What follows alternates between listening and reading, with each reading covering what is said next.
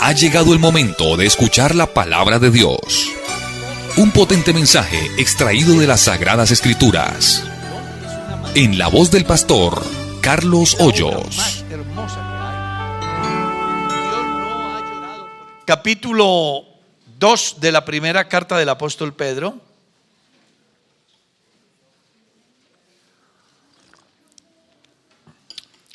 Quiero agradecer sus oraciones, porque Dios ha sido bueno, es bueno y seguirá siendo bueno. Amén. Capítulo 2, verso 6, ¿cómo dice? Por lo cual también contiene la escritura: he aquí pongo en Sión la principal piedra del ángulo, escogida y preciosa, y el que creyere en él no será avergonzado. Para vosotros, pues, los que creéis, él es precioso, pero para los que no creen, la piedra que los edificadores desecharon ha venido a ser cabeza del ángulo, y piedra de tropiezo, y roca que hace caer, porque tropiezan en la palabra, siendo desobedientes, a lo cual fueron también destinados. Pueden sentar.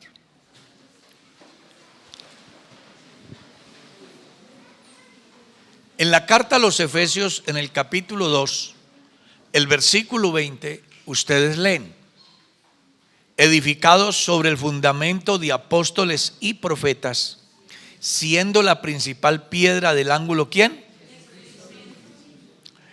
Cuando Elías reconstruyó el altar, utilizó 12 piedras conforme a los nombres de los 12 patriarcas de las tribus de Israel. Eso como para hacer caer en cuenta al pueblo en los tiempos de Elías cuáles eran sus cimientos, cómo habían sido edificados, cosa que ellos habían olvidado. Luego el apóstol Pedro dice que nosotros somos piedras vivas.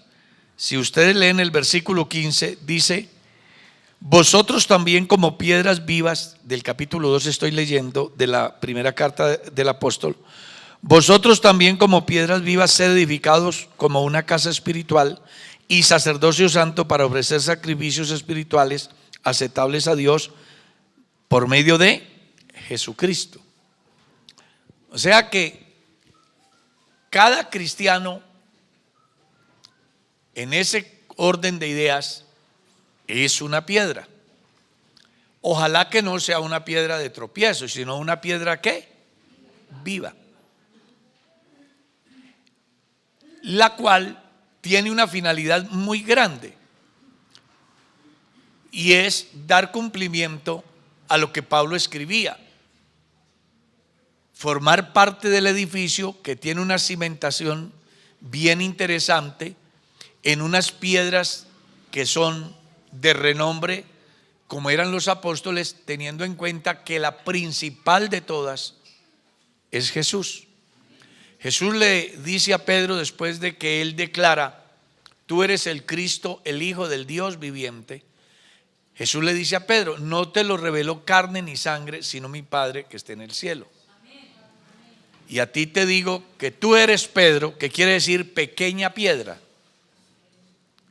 Y luego dice: y sobre esta, no sobre Pedro, sino sobre esta roca o piedra, edificaré mi iglesia, y las puertas del Hades no prevalecerán contra ella. Dejando ver que en el campo del cristianismo, cuando los creyentes son fundamentados en Cristo, y de alguna manera lo que llamamos en los gaviones, ¿usted sabe qué es un gavión? No. Es un muro de piedra que se hace a la orilla de las carreteras para que la tierra no tape la vía. Se llaman gaviones, es con piedra que se hace, y una malla. Entonces, así nosotros venimos a ser como esas piedras que cuñan. Sí, porque lo que hacen esos gaviones es cuñar una piedra con otra, haciéndose fuerte de tal manera que soportan la presión de la tierra y evitan pues las erupciones y que se hagan daños mayores. Así nosotros en esa condición debemos de ser ese edificio que comienza en ese orden apostólico, teniendo en cuenta que Jesús es la piedra del ángulo o piedra de la esquina, porque piedra angular quiere decir piedra de la esquina. Los que saben de construcción tienen conocimiento que donde hay una esquina es como si hubiese una columna, hace fuerza. Ya no es lo mismo una pared en línea recta que una pared con una escuadra. La línea recta, una pared es muy vulnerable, pero si tiene una escuadra, esa pared resiste más. Jesús es la piedra de la esquina o la piedra del ángulo, donde el edificio se sostiene. Y ese edificio es la iglesia. Esta misma piedra que se convierte en esa estructura, columna vertebral para la iglesia, que es el cuerpo de Cristo, es también la que los llamados edificadores desecharon. ¿Quiénes eran los edificadores? Los fariseos, los que contemplaban la ley, los que guardaban la ley, los que conocían las ceremonias, el campo ceremonial, los que conocían todo el área civil, todo lo que tenía que ver con la normatividad de la ley de Moisés. Ellos que se creían los sabiondos. Usted recordará que en esa cultura un israelita es instruido en la ley de Jehová. Un niño de 8 años ya se sabe el Salmo 150 de memoria. ¿Ya? Se sabe el Salmo 119 de memoria. Porque a ellos les enseñan desde niños que la ley de Jehová es perfecta, que convierte el alma. Ellos tienen en cuenta Deuteronomio 6, las palabras que yo te mando hoy las repetirás a tus hijos y a los hijos de tus hijos. Así que ellos se levantan con una estructura bien definida en el campo del conocimiento del Dios al cual ellos adoran, creen y, por supuesto, esperan que venga a establecer su reino. Ellos esperan su Mesías. Sin embargo, cuando Él ha venido, lo han desechado. San Juan capítulo 1 dice: a lo suyo vino y los suyos ¿qué? No le recibieron. Cuando uno lee la carta a los romanos, descubre que el endurecimiento que tuvo Israel trajo un beneficio para nosotros. Dios en su providencia le plació que en el momento que ellos lo rechazan, dice: seré buscado por gente que no, seré encontrado por gente que no preguntaba por mí. Ese pueblo, Jesús llegó a ser piedra de tropiezo. La razón, porque Jesús dio unas declaraciones que eran bastante interesantes con relación a su deidad.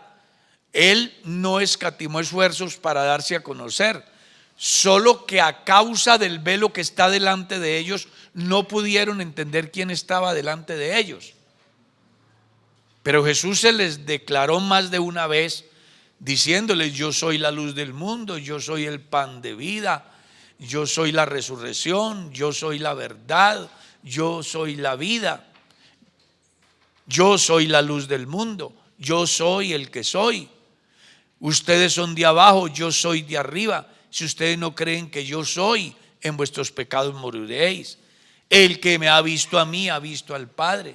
¿Cómo se les ocurre preguntar por el Padre? Si me conocen a mí, también a mi Padre conocerían. Y desde ahora le conocéis y le habéis visto. O sea, Jesús se desnudó su deidad ante el pueblo para que lo conocieran. Pero ellos no estaban en condiciones, en razón a que ellos tenían un concepto diferente de Dios, del Dios invisible, del Dios que nadie puede verlo porque el que lo vea morirá. Así era el concepto mosaico. Así era en el Antiguo Testamento. Así que ahorita viene un hombre dando todas esas declaraciones. Para ellos es una verdadera, es un escándalo, es una locura, es una piedra de tropiezo. No podemos aceptar. Él debía de venir de la cuna real, nacer en el palacio, nace en una pesebrera. No tiene sentido pensar que Él sea Dios, el dueño de todo, el creador de todo. Ahorita que venga a decir que es Dios uno que nace en un pesebre, que se supone que es hijo de una fornicación. No, ellos tropezaron. Por eso fue que Jesús dijo un día: bienaventurado el que no halle tropiezo en mí. Porque en Jesús no era difícil conocer al hijo del carpintero, no era difícil conocer al hijo de María. Todos sabían que él era un muchacho que había crecido. Es más, sabían que era analfabeta. ¿De dónde tiene esta sabiduría si no ha estudiado? Conocían todo. Entonces a ellos se les hizo muy difícil aceptar a Jesús como Dios, porque ellos no estaban acostumbrados a un Dios de esa índole. Ellos están acostumbrados al Dios Jehová, creador del cielo y de la tierra, el que siempre es la luz, el que es el gran pastor de Israel, el que los guió en el desierto, el que proveyó alimento, el que les abrió el mar, el que les dio rey, el que les estableció orden sacerdotal, les dio el privilegio de tener un santuario, de tener un culto. Ellos no para nada estaban dispuestos a aceptar un individuo que dicen que es el resultado de una fornicación como Dios. Para ellos eso fue problema, y por eso es que el escritor consagrado está diciendo que los edificadores la desecharon, no la tuvieron en cuenta, y se ha convertido para ellos ¿en qué? En piedra de tropiezo, en roca que hace caer, porque tropiezan siendo ¿qué? Desobedientes. ¿En razón a qué? A que Jesús da una normatividad que ellos deberían de poner por obra, y ellos no quisieron hacerlo. Incluso hizo cosas fuera de lo normal y ellos no las aceptaron. Alguna vez lo iban a apedrear y él les dijo: muchas obras buenas he hecho entre vosotros, ¿por cuál de ellas me apedreáis? Y ellos dijeron: no te apedreamos porque hayas hecho cosa alguna que sea buena, sino porque siendo hombre te haces ¿qué? Dios. Eso fue lo que a ellos les quedó grande, aceptar que Él fuera Dios. Bendito sea el Señor, bendito sea Dios. O sea, mire la diferencia, como para la iglesia es la piedra del ángulo, para ellos es piedra de tropiezo. Es un obstáculo para avanzar en el conocimiento de Dios, porque Dios se sale de lo normal que ellos conocen de Dios y son hallados desobedientes, tropiezan. Por eso es que en la carta a los Corintios el apóstol Pablo plantea la tesis que para los griegos es una locura y para los judíos Jesús es una piedra de tropiezo. Para ellos tropiezo porque no pudieron aceptar que un hombre fuera Dios. Y para los griegos era una locura porque no puede ser que un tipo que matan por ladrón, por malo, ahorita venga a ser el Salvador. Eso no cabe en la cabeza de nadie, y mucho menos en el pensamiento de los más pensantes de su tiempo, que eran los griegos. Sin embargo, Pablo dice: para ellos locura y para los otros tropiezo, pero para nosotros es potencia de Dios y sabiduría de Dios, ya que en la sabiduría de Dios el mundo no conoció a Dios. Le plació a Dios salvar a los gentiles por la locura de la predicación del evangelio. Usted verá si alaba al Señor, hermano.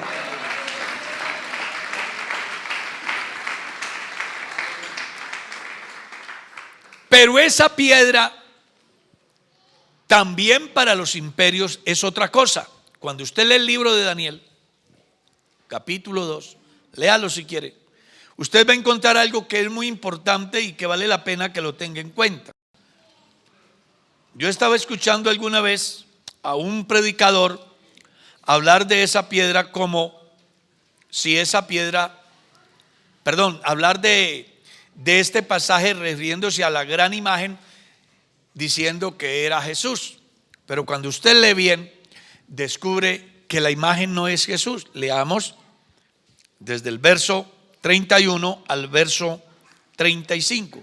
Tú, oh rey, capítulo 2 del libro de Daniel. Tú, oh rey, veías, y aquí una gran imagen. Esta imagen, que era muy grande y cuya gloria era muy sublime, estaba en pie delante de ti, y su aspecto era terrible.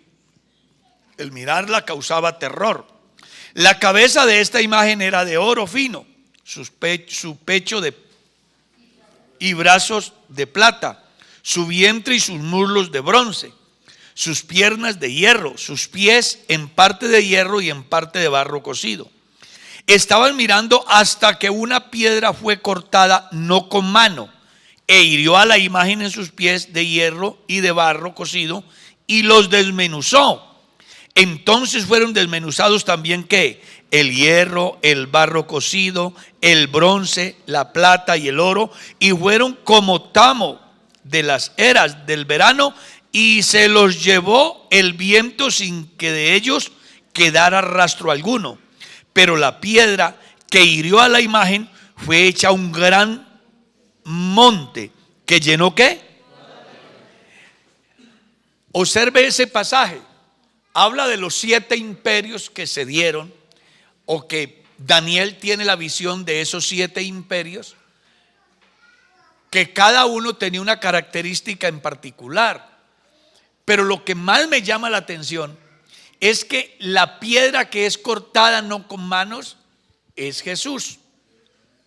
¿Por qué la roca o la piedra no cortada con manos? Porque todos los hombres tienen que ver con el proceso en el orden de la reproducción en el campo humano. Jesús no sufrió ese proceso porque Jesús fue engendrado por obra y gracia del Espíritu Santo. Por eso no es por parte humana, sino que viene de arriba. Usted recordará que el ángel le dice a José en el capítulo 1 del Santo Evangelio según San Mateo: no temas en recibir a María, tu mujer, porque lo que en ella es engendrado del Espíritu Santo es. Y dará a luz un hijo y llamará su nombre Jesús, porque él salvará a su pueblo de sus pecados. Y dice: y todo esto aconteció para que se cumpliera lo dicho por el Señor por boca del profeta, cuando dijo: he aquí la virgen concebirá y dará a luz un hijo y llamará su nombre Emanuel, que traducido es Dios con nosotros. Esta roca maravillosa, que es la piedra de la esquina para la iglesia, que es donde tropezó el pueblo de Israel, es la que desmenuzará todos los imperios del mundo. El que esté sobre esa roca estará seguro, soportará los embates de la naturaleza y de las fuerzas sobrenaturales que vienen del mal. Nada ni nadie lo podrá mover. El que no quiere obedecer tropieza siendo desobediente, como el pueblo de Israel. Y en el caso de los sistemas imperiales del mundo, que se ubicaron cada uno de sus caudillos como Dios, decidiendo sobre el destino de la gente, decidiendo sobre el destino de la humanidad, sin tener en cuenta a Dios. Usted lee la Biblia y Faraón ve uno que dijo: ¿quién es Jehová? Nabucodonosor fue otro que dijo: ¿y quién es Jehová para que yo crea, para que yo le obedezca? ¿Quién es él? No sé quién es él. Esa gente que nunca quiso aceptar esa verdad, esos imperios que incluso hoy no quieren aceptar esa gran realidad que se llama Dios, esos sistemas políticos que sacan a Dios del escenario van a ser desmenuzados, porque es la roca que cae y a quien le cayera encima, dice, lo desmenuzará. Usted tiene una bendición muy grande. Está sobre la roca eterna de los siglos, que es Cristo.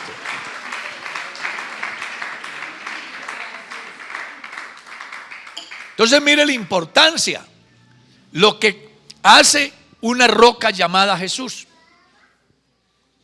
Le da garantía a la iglesia que ni la muerte tendrá autoridad.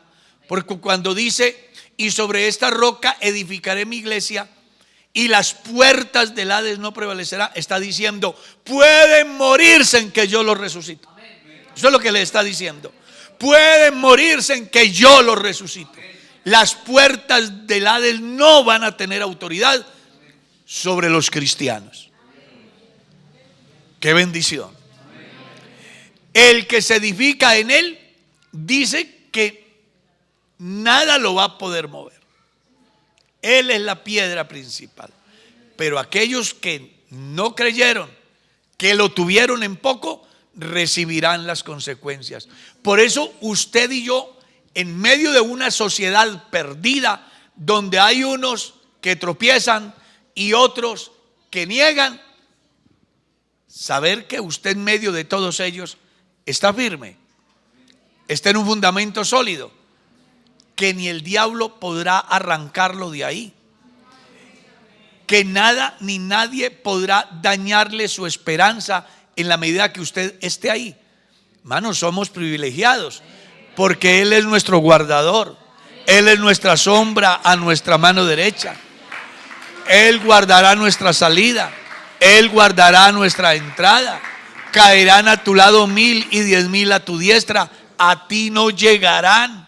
Con tus ojos mirarás y verás la recompensa de los impíos. Cuando uno mira la historia de la humanidad, Venezuela, incluso Colombia y todos los países que en un momento determinado tuvieron en poco al pueblo de Dios, ¿cómo están hoy? ¿Cómo están hoy? Porque hay algo claro: cuando la gente no tiene en cuenta a Dios, terminan mal. Pero me da una alegría grande saber que el mundo puede estar en la crisis más enorme, pero el justo está confiado como un león. Tenemos esperanza en Dios. Amén. Tenemos seguridad en Dios. Por eso fue que el salmista en el Salmo 61 dijo: llévame a la roca que es más alta que yo. Porque él sabía que el concepto general de él era muy grande y tenía mucha imagen, pero él ante la gran verdad era frágil, era indefenso, era vulnerable. Y la historia dice cuán vulnerable fue. No soportó una tentación. Y él decía: yo quiero estar en la roca más alta. Y esa roca es la que siguió al pueblo de Israel en el desierto. Y la roca que le seguía era Cristo. Así que hoy estamos completos, seguros, que cuando el viento del pecado venga contra usted, diga: nada, no nada me ha de mover. Estoy en la roca eterna de los siglos. Que cuando venga el embate de la duda, usted diga: nada, nada me va a mover. Estoy en la roca eterna. Aleluya. Que cuando venga el viento de falsa doctrina, usted diga: en Cristo estoy completo. Él es la cabeza de todo principado, potestad y dominio. Que usted tenga la capacidad de decir como Pablo: ¿qué me separará del amor de Cristo? Absolutamente nada. Y él dice: ni lo alto, ni lo bajo, ni lo pasado, ni lo presente, ni lo porvenir, ni ángeles, ni potestades, ni principados, ni hambre, ni desnudez, ni peligro, ni cuchillo, nada absolutamente me separará del amor de Dios que es en Cristo Jesús, Señor nuestro. Cuando una iglesia sabe dónde está fundamentada, pase lo que pase en el mundo, suceda lo que suceda a su alrededor, él siempre tendrá una conclusión: ¿a quién tengo en el cielo sino a ti? Y fuera de ti nada deseo en la tierra.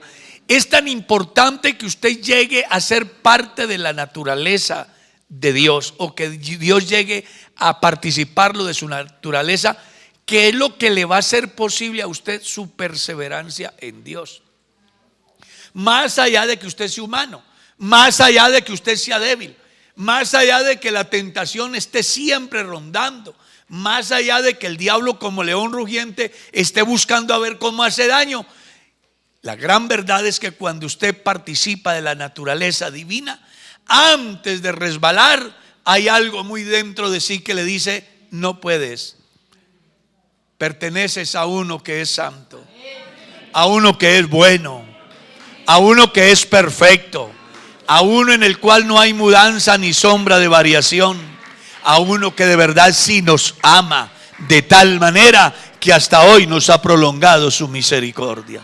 Usted verá si lo alaba, Él está aquí.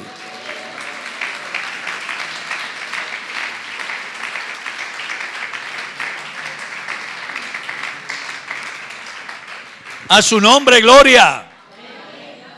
En síntesis, digamos, una iglesia fundamentada en Cristo es una iglesia victoriosa, permanente. La iglesia hasta hoy ha llegado porque ha sido fundamentada en el fundamento de apóstoles y profetas, siendo la principal piedra del ángulo Jesucristo mismo. Los movimientos que son fundamentados en otras teorías son muy vulnerables, son como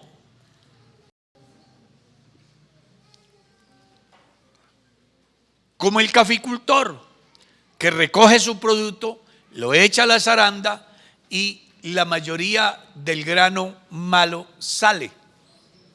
Y son muy pocos los que perseveran. Y los pocos que perseveran, Dios trata con ellos y los saca. Es un río de gente que llega y que va, que llega y que va. Pero me he dado cuenta yo, por 45 años, que me encuentro con creyentes que creyeron el mismo día que yo creí. Y ahí están. Creyentes que se bautizaron hace 50, 60 años y ahí están. Y uno dice: ¿cómo ha sido posible? Solo hay una respuesta: es que fueron edificados sobre la roca inconmovible de los siglos, que se llama. Si usted está en Cristo, está completo. No necesita más. Lo tiene todo. El que tiene al Señor Jesús en la vida lo tiene todo. ¿Quieren dar gracias? ¿Quién da gracias? Señor, yo te doy gracias por esta reflexión bíblica.